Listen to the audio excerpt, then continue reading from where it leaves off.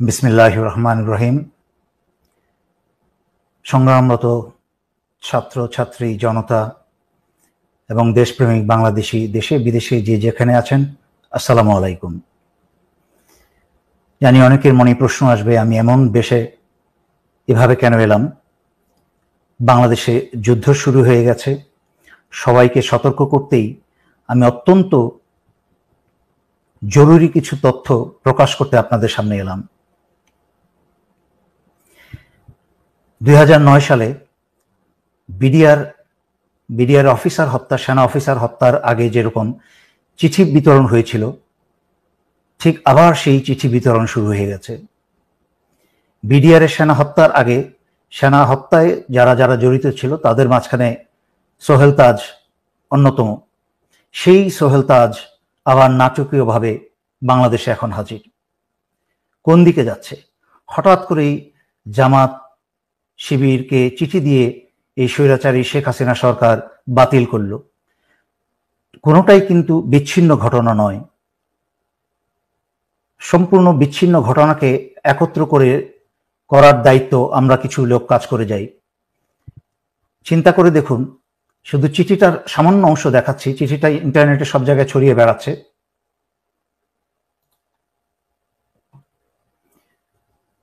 চিঠির লেখা দেখুন, প্রিয় জেনারেল সাহেবগণ, পরিবর্তনের ধ্বনি কি শুনতে পাচ্ছেন? সোজা চলে যাই। আপনারা 2009-এর বিডিআর হত্যাযজ্ঞ থেকে কোনো শিক্ষা গ্রহণ করেননি। সাধারণ সৈনিকদের লেখা এই খোলা চিঠিটি সেটারই প্রমাণ বহন করে। একটু সতর্ক করে দেই আপনাদেরকে, এই স্বৈরাচার সরকারের পতন কিন্তু সময়ের ব্যবধান মাত্র। তারপরে অনেক কথা লেখা আছে। আরেকটা চিঠিতে চলে যাই, আরেকটা অংশ। কতটা নিচে নেমেছে সেনাবাহিনীর ভাবমূর্তি একবার চিন্তা করুন। কোথায় গেল সেই চেতনা ও মূল্যবোধ যা আপনারা আমাদের দিনরাত মুখস্থ করান? কোথায় গেল আপনাদের সেই চির উন্নত মমশির? শির বলতে আর কিছু অবশিষ্ট রেখেছেন? উন্নত না অনুন্নত সে কথা তো পরে। দেশের প্রতিটা মানুষ আপনাদের তথা আমাদের আজকে শুধু ঘৃণা করে, শুধুই ঘৃণা। এখন দেখলাম পুলিশ, আর্মি আর র্যাবে কর্মরত সবার পরিবারের ঠিকানা সংগ্রহ করা হচ্ছে। ডেটাবেস তৈরি করা হচ্ছে যাতে তাদের পরিবারের উপর প্রতিশোধ নেওয়া যায়। স্যার, ব্যাপারটা একবার ভেবে দেখেছেন? আপনাদের আদেশে আমরা ছাত্র হত্যা করব আর ওরা আমাদের পরিবারে হাত দিবে। স্যার, শুনতে পাচ্ছেন?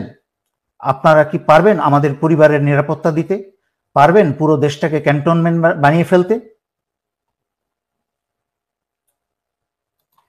চিঠিটা আরো বেশ বড়, তবে এই চিঠিটায় যেই কথাগুলো উল্লেখ করা হয়েছে, যারা আপনারা সচেতন নাগরিক, দেশপ্রেমিক নাগরিক, যারা আমার লাইভ বা ভিডিও আপনারা দেখেন, তারা নিশ্চয়ই শুনেছেন। বহুদিন যাবৎ আমি সতর্ক বাণী দিয়ে আসছিলাম, এভাবে বলছিলাম যে এই বাংলাদেশের সাধারণ সৈনিকের পরিবাররা কিন্তু গ্রামে গঞ্জে থাকে, তারাও অত্যাচারিত। কিন্তু সেনানিবাসে এই হাসিনার পয়সা খেয়ে যারা আজকে দেশ এবং জনগণের বিরুদ্ধে কাজ করছেন, তাদের ভবিষ্যৎ পরিণতি কি হবে আমি কিন্তু বারবার সতর্ক করে আসছিলাম।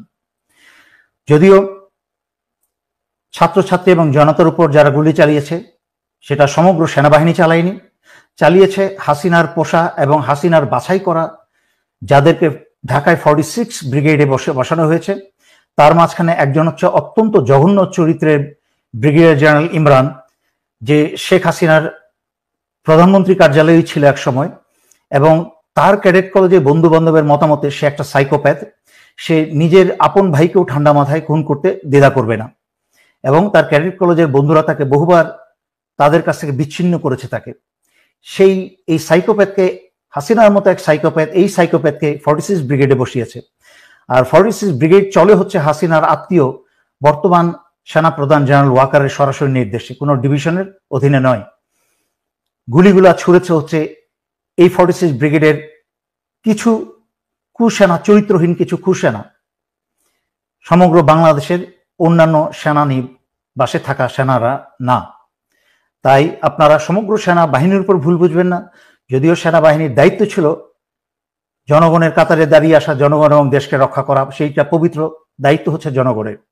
যাই হোক, যেহেতু হাসিনা তার সর্বোচ্চ ক্ষমতা ব্যবহার করে ফেলেছে ক্ষমতায় টিকে থাকার জন্য পুলিশ, বিজিবি, প্যারামিলিটারি সব ব্যবহার করেছে, এমনকি সশস্ত্র বাহিনী ব্যবহার করে কারফিউ পর্যন্ত জারি করেও ছাত্র জনতার বিরুদ্ধে পরাজিত হয়েছে। এখন স্বৈরাচারী শেখ হাসিনার হাতে আর কোনো শক্তি বাকি নেই। সেই কারণে স্বৈরাচারী শেখ হাসিনা বাংলাদেশের চিরশত্রু ভারতের ষড়যন্ত্রের কে আহ্বান জানিয়েছে বিডিআর এর মতো আরেকটা হত্যাকাণ্ড ঘটাতে। বাংলাদেশ সেনাবাহিনীতে, সেনানিবাসে বা বিভিন্ন কোনো অর্গানাইজেশনে যদি এই ধরনের একটা হত্যাকাণ্ড চালানো যায়, তাহলে ভারতের পরিকল্পনা হচ্ছে বাংলাদেশকে প্রহরী শূন্য করা, বাংলাদেশের সার্বভৌমত্ব এবং স্বাধীনতা রক্ষা করার জন্য আর কোনো প্রহরী বাকি না থাকে।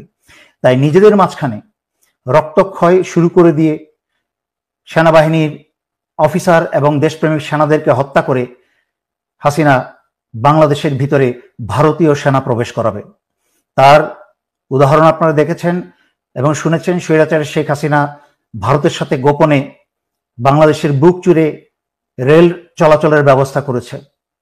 যেই ভারতের রেল বিভাগের ভারতীয় সৈন্যের সংখ্যায় প্রায় 70,000 প্রশিক্ষিত সৈন্য, তারা যে কোনো সময় যে কোনো প্রয়োজনে এই উপমহাদেশে যেখানে ভারতের রেল চলে, রেল যোগাযোগ আছে, সেখানে প্রয়োজনে তারা মুহূর্তেই হাজির হয়ে যেতে পারে। তার মানে এই রেল ব্যবস্থার নাম করে বাংলাদেশের ভিতরে চাইলে ভারত প্রয়োজনে 70,000 সেনা মোতায়েন করতে পারে। একদিকে বাংলাদেশের প্রহরী সেনা হত্যা করবে, আর একদিকে ভারতীয় সেনা প্রবেশ করে বাংলাদেশ দখল করবে এবং স্বৈরাচারী শেখ হাসিনাকে বাঁচাবে। আর তার দায় দায়িত্ব সম্পূর্ণ চাপাবে হচ্ছে জামাত শিবিরের উপরে, এবং স্বৈরাচারী শেখ হাসিনা বলবে যে এই কাজ করে শুরু করেছে বাংলাদেশ সেনাবাহিনীর ভেতরে থাকা জামাতের লোকজন বা শিবিরের লোকজন, যা স্বৈরাচারী শেখ হাসিনার চোরপুত্র জয়ের মুখে থেকে আমরা বেশ কয়েকবার শুনেছি যে সেনাবাহিনীর ভিতরে জামাত শিবির আছে। সুতরাং আমি সকল জনগণকে অনুরোধ করছি, আপনারা এই মুহূর্ত থেকে অত্যন্ত সচেতন হয়ে যান। কোথাও আপনারা একা থাকবেন না।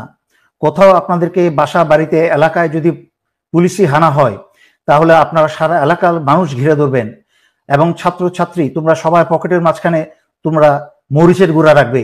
কাছের থেকে এসে ছাত্রলীগ, পুলিশ যারাই তোমাদেরকে ধরে নিয়ে যেতে চাইবে, তাদের চোখে মুখে মরিচের গুঁড়া মেরে দাও। এটা হচ্ছে ন্যূনতম তোমাদের ডিফেন্স। তাছাড়াও হাতে যা পারো তোমরা রাখো সংঘবদ্ধভাবে। নাও আসছি সর্বোপরি সশস্ত্র বাহিনীর প্রতি। ইতিমধ্যে 57 জন ভাই হারিয়েছেন, তখন কোনো পদক্ষেপ নেন নাই ভাইদের বাঁচানো। দেশ ভারতের দখলে চলে গেছে এই স্বৈরাচারী হাসিনার কারণে। 15 বছর ধরে যাবৎ বাংলাদেশের সবকিছু, স্বাধীনতা, সার্বভৌমত্ব, এমনকি জনগণের জান মাল, বাংলাদেশের অর্থনীতি সবকিছু ভারতের হাতে তুলে দিয়েছে। আরো অপেক্ষা করবেন নিজের এবং নিজের স্ত্রী সন্তানের রক্ত দিয়ে? এখনো সময় আছে।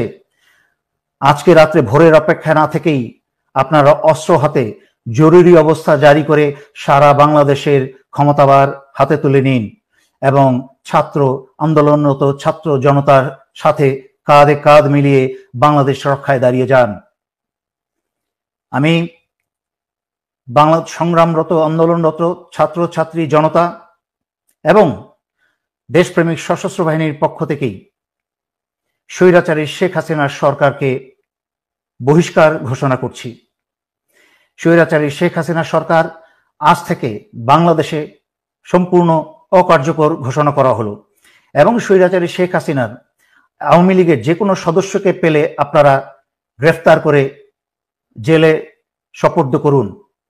সশস্ত্র বাহিনী, দেশপ্রেমিক বিজিবি সকলের উদ্দেশ্যে আপনারা বিজিবির প্রতি সারা বাংলাদেশের সীমানা পাহারা দিন এবং সশস্ত্র বাহিনীর নিজ অন্যান্য দায়িত্বের পাশাপাশি দায়িত্ব সকল বিমানবন্দরগুলোকে দৃষ্টিতে আনুন এবং পাহারায় রাখুন, যেন আওয়ামী লীগের কেউ পালিয়ে যেতে না পারে।